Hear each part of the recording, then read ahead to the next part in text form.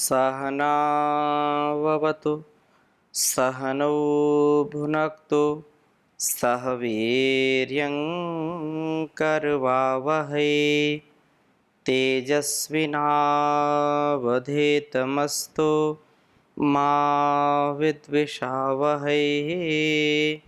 ओम शांति शांति शांति। वैदिक जीवन पद्धति की इस कक्षा में आप सभी श्रोताओं का, दर्शकों का हृदय की गहराइयों से हार्दिक स्वागत है, अभिनंदन है। वेदो अखिलो धर्ममूलम, वेद सब सत्य विद्याओं का पुस्तक। वेद का पढ़ना, पढ़ाना, सुनना, सुनाना तथा अपने आचरण में लाना हम सभी श्रेष्ठ जनों का परम कर्तव्य है। इसलिए महर्षि ने कहा है कि वेदो अखिलो धर्ममूलम स्वस्य चा प्रेमात्मनः। ये जो हमारा जीवन है, इस जीवन को, अपने अनुभवों को, अपने अंदर उस उठती हुई प्रेरणा का जब हम सम्मान करते हैं तो हमारा जीवन बहुत ही देदीप्यमान हो जाता है। ऐसा हम कर पाएँ, अपने स्वधर्म का, स्वकर्म का पालन कर पाएँ, उसमें मन का बहुत बड़ा योगदान है। वेदों में मन का स्वरूप, इस विषय पर चर्चा चल रही है और यजुर्वेद के 11वें अध्याय के पहले मंत्र का स्वाध्याय हमने पिछली कक्षा में किया था,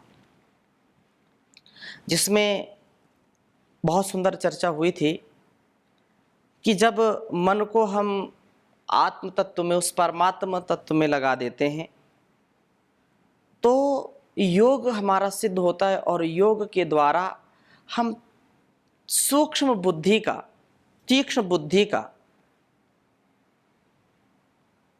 जो है उसको हम पाते हैं, सूक्ष्म बुद्धि का अनुभव कर पाते हैं और बुद्धि हमारी तीव्र हो जाती है। प्रभु के प्रकाश का अनुभव कर पाते हैं, हमको ज्ञान से वह अभिषिक्त करता है और जो विषय रस है उससे हमारा जो आसक्ति है, उससे वो आसक्ति दूर हो जाती है। हम अपने जीवन को जीते जी मुक्त अवस्था में कर पाते हैं यदि मन को हम उधर नहीं लगाते। मन उधर लगा हुआ है तो फिर अपने इस जीवन को हम श्रेष्ठ नहीं बना पाएंगे। मन का जो मनमानीपन है, जो चंचलता है मन की, उसको हम दूर करके ही श्रेष्ठतम जीवन जी सकते हैं। तो यही चर्चा आगे भी की है और मन यदि श्रेष्ठ होगा तो तन्मे मनः शिव संकल्प मस्तु। मन की गति को, उसकी जो सामर्थ्य, उसको हम समझें, जानें। तो पिछली कक्षा में मनोयोग पर चर्चा की थी और आज की इस कक्षा में हम कर्म योग की चर्चा करेंगे, जिसमें मन का उत्तम जो है सहयोग होना चाहिए। तो 11वें अध्याय के दूसरे मंत्र को मैं लिखता हूँ। युक्तेन ओम युक्तेन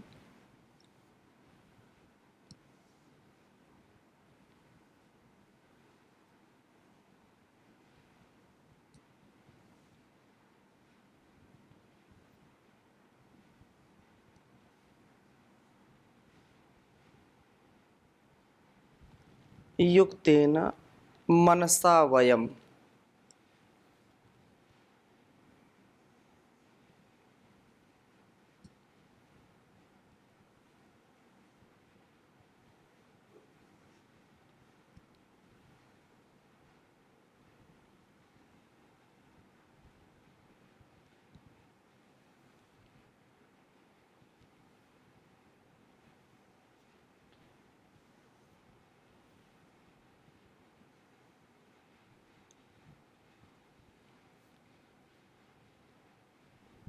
युक्तेन मनसा वयम् देवस्य सवितुः सवे।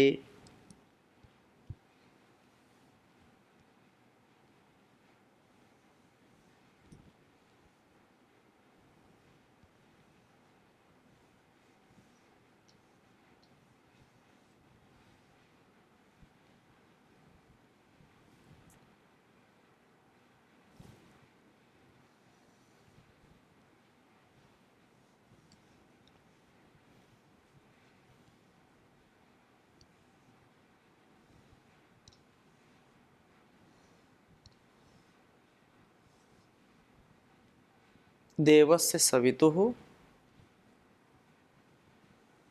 सवे।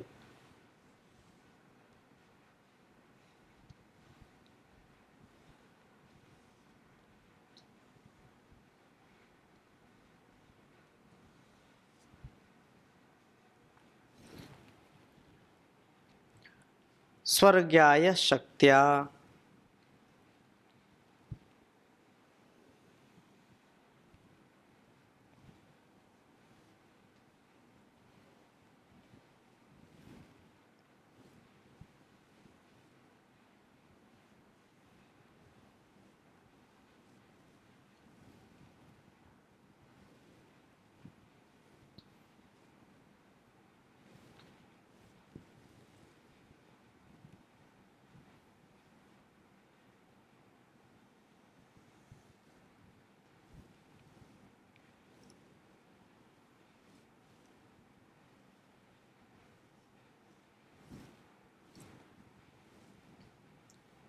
स्वर्गाय शक्त्या।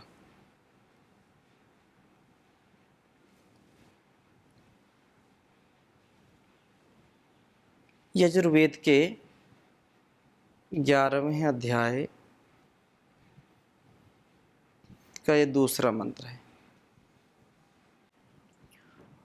ओम युक्तेन मनसा वयम देवस्य सवितुः सवे स्वर्गाय शक्त्या।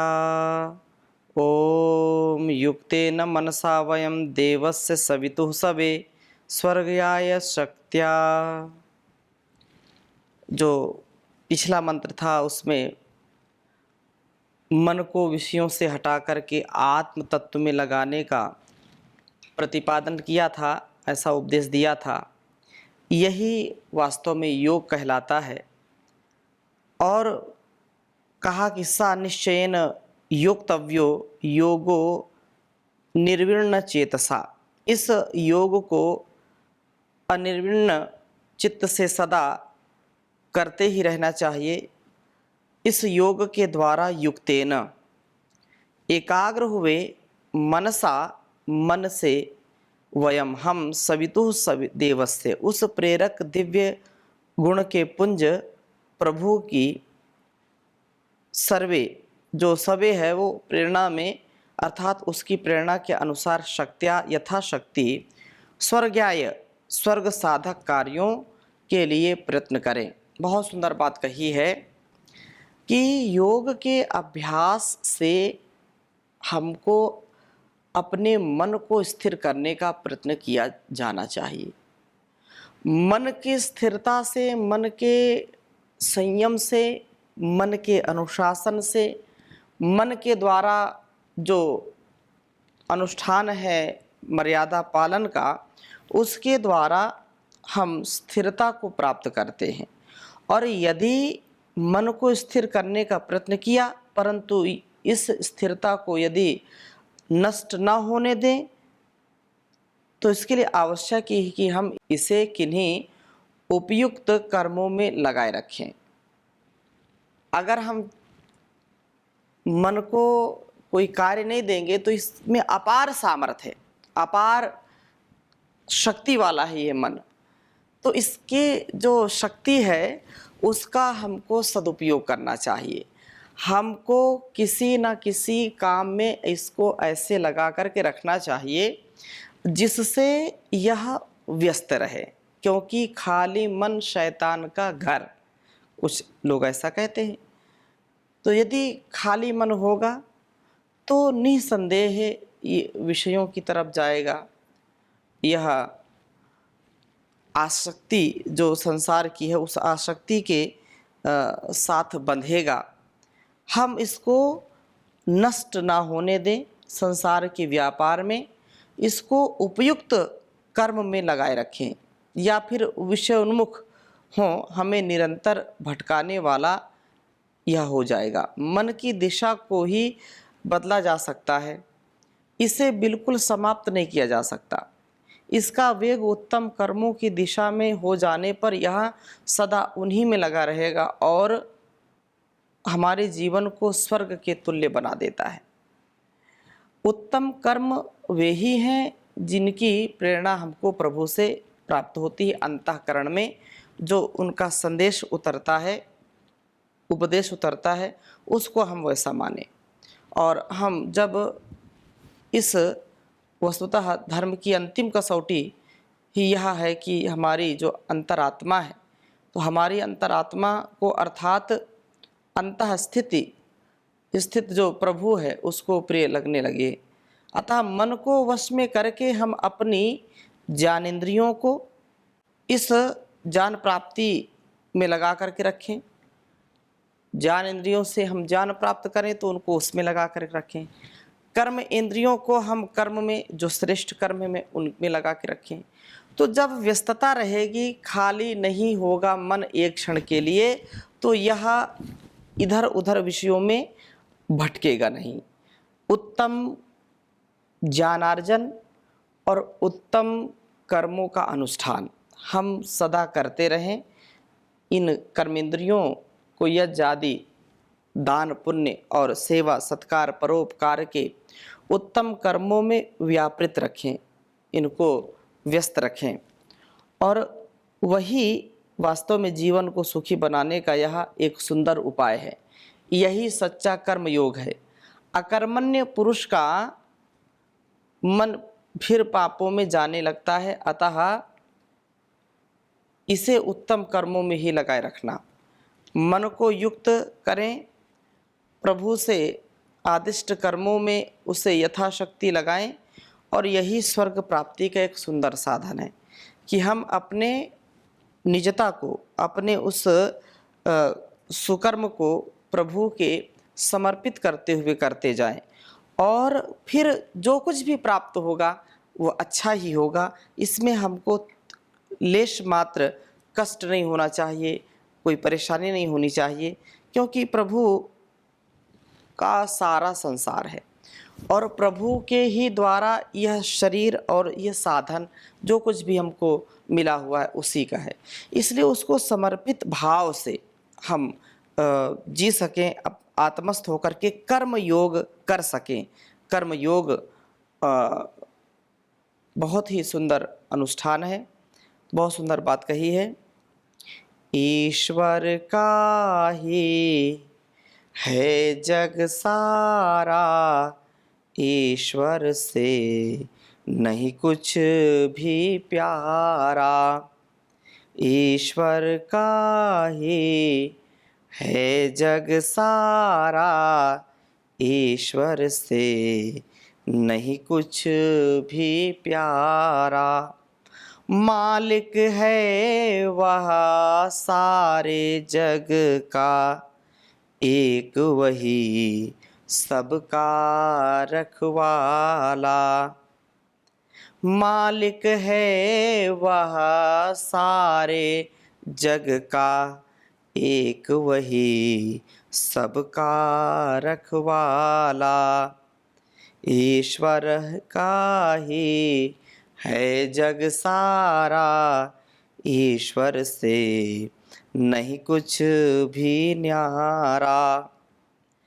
अपने संचित कर्म भोग से जो जितना सुख पाता है, उतना उसको सहज भाव से बिन मांगे मिल जाता है। प्रेम मगन मन से जीवन में अपने धन का भोग करो, जो पाया संतोष करो, पर धन का लोभ मत ही करो। ईश्वर का है यह जग सारा, ईश्वर से नहीं कुछ भी न्यारा। मालिक है वह सारे जग का, एक वही सबका रखवाला, एक वही सबका रखवाला। तो हम ऐसा सदा ध्यान रखें, ऐसा ज्ञान हमारे जीवन में उतर जाए कि हम उस प्रभु की आज्ञा का एक बार भी उल्लंघन न करें। तो यह आगे भी बहुत सुंदर बात कही है, इंद्रियों का संयम होगा, मन का संयम होगा तो जीवन और हमारा सरल होगा। इसलिए तीसरे मंत्र में कहा, ओम युक्त्वाय सविता देवान् स्वर्यतो धिया दिवं बृहज्योतिः करिष्यतः सविता प्रसुवातितान्। बहुत सुंदर बात कही है कि सविता मन, बुद्धि और इंद्रियों को उत्तम प्रेरणा देने वाला योगी, स्वर्गाय शक्त्या शक्ति के अनुसार स्वर्ग साधक कर्मों को करने वाला है। यह स्वर यतः यज्ञादि उत्तम कर्मों से स्वर्ग की ओर जाने वाली देवान, इन इंद्रियों को युक्त्वाय मनोनिरोध के द्वारा आत्म तत्व की ओर लगा करके धिया अर्थात जो बुद्धि है प्रज्ञानों से युक्त जो है, तो प्रज्ञानों से दिवम प्रकाशमय बृहत जो वृद्धि के द्वारा आत्म तत्व की ओर ले जा करके वास्तव में दिवम प्रकाशमय वृद्धि की कारणभूत ज्योति और ज्ञान की ज्योति परमात्मा को जो है करिष्यतः आत्मी करता है। इस प्रकार सविता यह आत्म प्रेरणा देने वाला योगी तान देवान उन प्रकाशक इंद्रियों को प्रसुवाती प्रकृष्ट प्रेरणा प्राप्त कराता है। ये बात कहें कि सविता इंद्रियों को उत्तम प्रेरणा देने वाला योगी है, तो योगी इंद्रियों को बहिर्मुखता से हटा करके अंतर्मुखता की ओर ले चलता है। यही इंद्रियों का युक्त करना है, क्योंकि ये परांचिकानी वितृत स्वयंभू तस्मात् परांग पश्यति न अंतरात्मन। ये जो हमारी इंद्रियां हैं ये बहिर्मुख हैं, ये बाहर के ही व्यापार में, बाहर इस संसार के ही व्यापार में लिप्त रहना चाहती हैं, क्योंकि जो भी इस संसार का भोग है, क्षणिक सुख है, उसकी ही प्राप्ति में और उसमें कितना कष्ट उठाना पड़ता है, कितनी जो है लोगों की बातें सुननी पड़ती हैं, कितने प्रकार के अपमान सहने पड़ते हैं, ये सब तमाम चीज़ों को भी ध्यान में हम रखते हुए यहाँ पर जो बात कही है कि हम उनको अंतर्मुखी बनाएं, इंद्रियों को अंतर्मुखी बना करके हम आंतरिक सुख की अनुभूति कर पाएंगे। एक जैसे ये बाहर का जगत इतना विराट जगत है, एक अंदर का जगत है जिसमें पूर्ण शांति भी है, पूर्ण आनंद है और विस्तृत इतना कि आप ध्यान मग्न होकर के लगातार आप उसका दर्शन करते रहें। तो यह एक बहुत उत्तम बात है कि हम अपने आप को इस पर लगाने का प्रयास करें और इसी के द्वारा हमारे जीवन का कल्याण होगा। ऐसा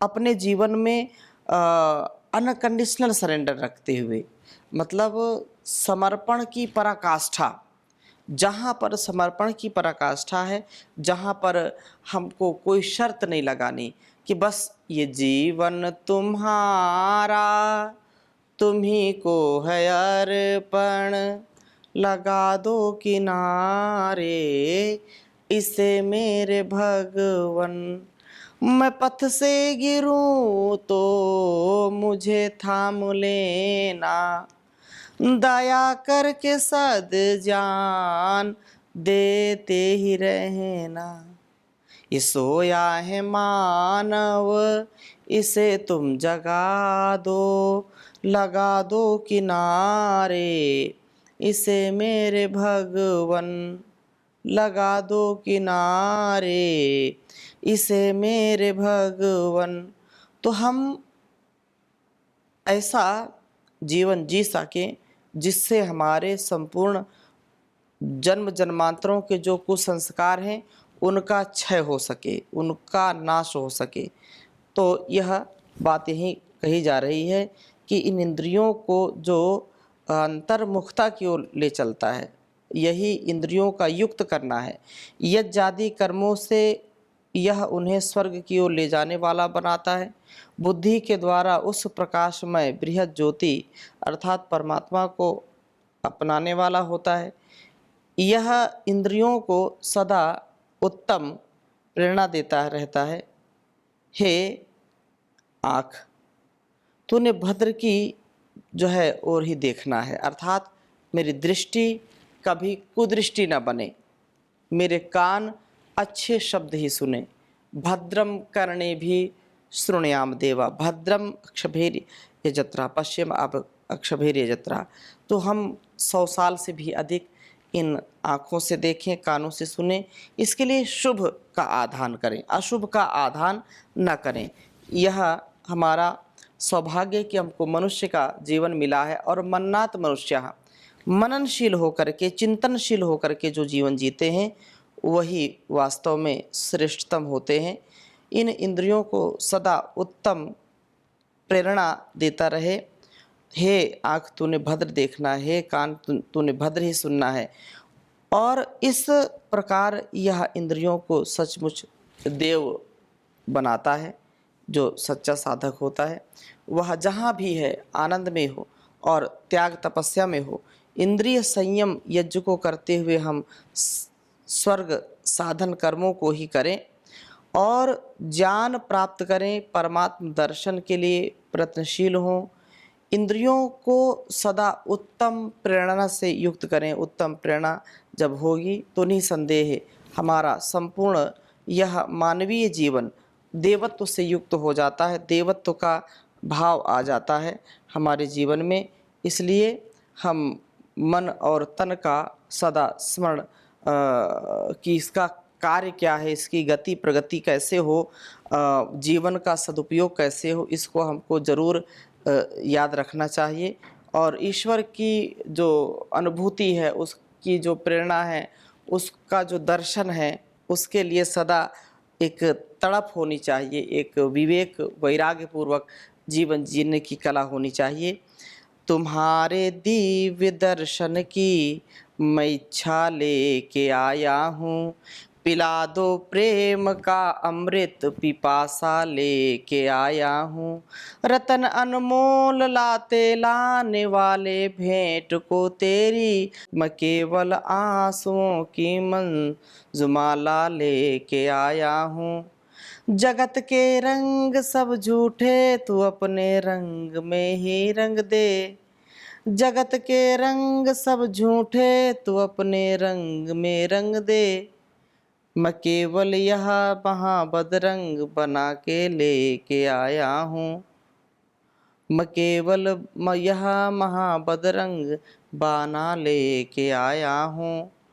प्रकाशानंद हो जाए मेरी अंधेरी कुटिया में, तुम्हारा आसरा विश्वास आशा लेके आया हूँ। तुम्हारा आसरा विश्वास आशा लेके आया हूँ। ओम शांति शांति शांति।